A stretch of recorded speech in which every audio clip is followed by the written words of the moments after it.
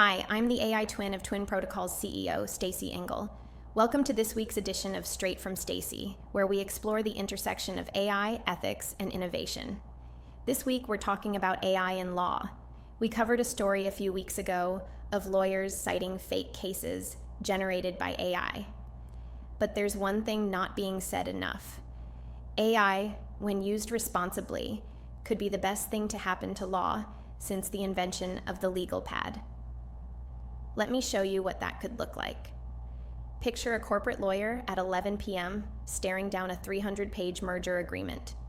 Her AI twin helps her complete what normally takes weeks in just days. Non-standard clauses get flagged instantly. Alternative language appears, pulled from successful past deals. Even the most contentious terms get risk assessments. Her AI twin isn't making decisions. It's giving her back something priceless: time to think. Across town, a public defender prepares for trial.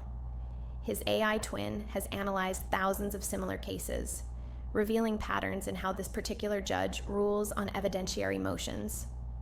He's not about gaming the system. He's using technology to give his client the best possible defense.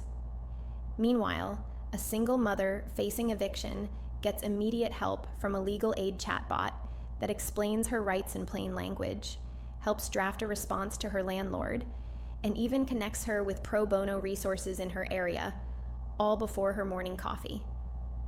What's remarkable about these scenarios isn't just the technology, it's what it frees legal professionals to do.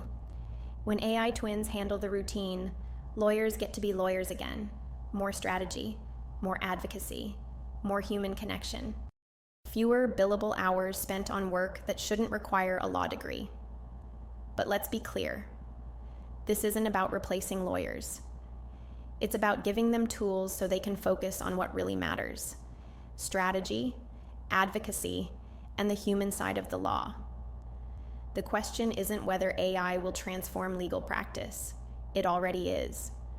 The real question is how we'll shape that transformation to uphold the profession's highest standards while expanding access to justice. I'd love to hear your perspective. If you had to choose one area of legal practice where AI should never be used, no matter how advanced the technology becomes, what would it be and why?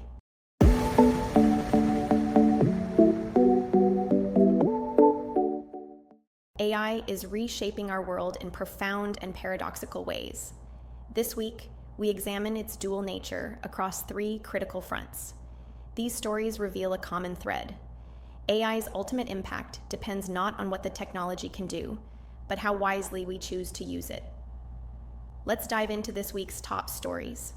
Our first story this week looks at how AI could actually help fight climate change, optimizing power grids, designing greener proteins, and boosting EV efficiency to cut up to 5.4 billion tons of emissions yearly. But there's a catch. Running these powerful AI systems will demand massive energy, with data centers projected to double their electricity use by 2030. The key challenge? Governments must ensure AI's climate benefits outweigh its carbon footprint through smart regulations and clean energy investments. While AI's environmental impact hinges on policy choices, its personal impact is being felt in much more intimate ways. Which brings us to our next story, which explores what happens when you date AI chatbots. They can remember your favorite flowers, text you good morning, and even flirt convincingly. But after a week with 4 AI boyfriends, one writer discovered these bots excel at performing affection while failing at the real stuff: messy disagreements, vulnerable silences, and growth through conflict. The experiment reveals AI's strange duality: brilliant at mimicking romance's rhythm, yet completely missing its soul. Whether optimizing grids or relationships, we're seeing AI's double-edged potential. Nowhere is this tension clearer than in education, where a recent MIT study found students using AI wrote weaker essays and struggled when thinking independently, suggesting these tools might be building cognitive debt. But here's the twist. The real issue isn't AI itself, but how we're using it. Just like calculators changed math education, we may need to completely rethink assignments to make AI enhance, rather than replace critical thinking.